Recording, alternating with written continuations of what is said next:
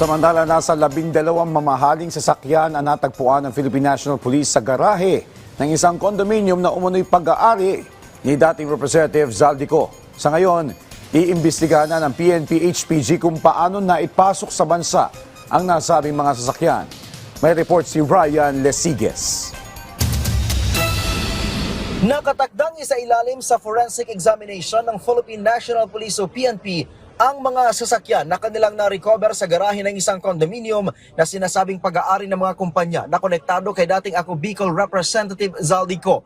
Ayon kay PNP HPG Director Police Brigadier General Hansel Marantan, nasa 12 sasakyan ang nasa compound ng ICI. Kabilang sa susuriin ang mga kahinahinalang dokumento at kung paano na ipasok sa bansa ang naturang mga sasakyan. So there's malice dito sa mga investigation na ito. Kung you are in good faith to that, bakit di mo i-surrender yung mga motor vehicle subject of the investigation para matapos na? Ang problema, some of their mga advisors, they're concealing it. Kaya nahirapan yung mga investigators. Tapos magpapaulang kayo ng harassment sa amin. Kaugnay nito, nanindigan pa rin ng Highway Patrol Group na legal ang kanilang operasyon at handa silang humarap sa anumang investigasyon. Hindi naman kami pumunta dyan para lang out of the blue. Pumunta tayo dyan kasi there's a bigger picture here.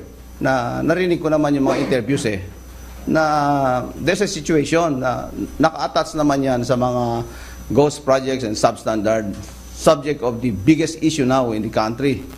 Kaya pumunta tayo yan is the interest of the state. Kabilang sa mga luxury cars, ang isang Rolls-Royce na nakapangalan sa Eco Leisure and Hospitality Holding Inc., Toyota Sequoia na nakapangalan naman sa La Venecia Hotel Spa Inc., tatlong Cadillac Escalade na nakapangalan naman sa Misibis Resort, Sunwest Construction at Eco Leisure and Hospitality Holding.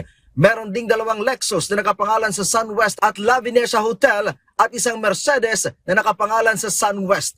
Ang naturang mga sasakyan ay nagkakahalaga ng 145 million pesos. Bukod dyan, natagpuan din ang iba pang mamahaling sasakyan gaya ng dalawang Lexus at isang Ferrari.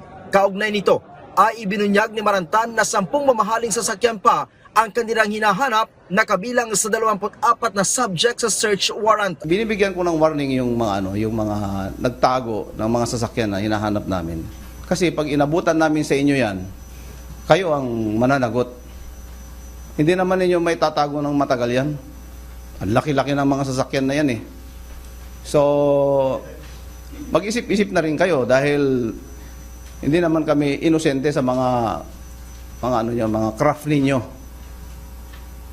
Almost alam na namin yung mga modus na rin ninyo. Sa ngayon ay may natanggap na daw na surrender feeler ang PNP HPG sa ilang personalidad na may hawak sa mga sasakyan. Tuloy-tuloy din daw ang ugnayan ng PNP sa Bureau of Customs para sa isinasagawang investigasyon. Ryan Lesiges para sa Pambansang TV sa Bagong Pilipinas.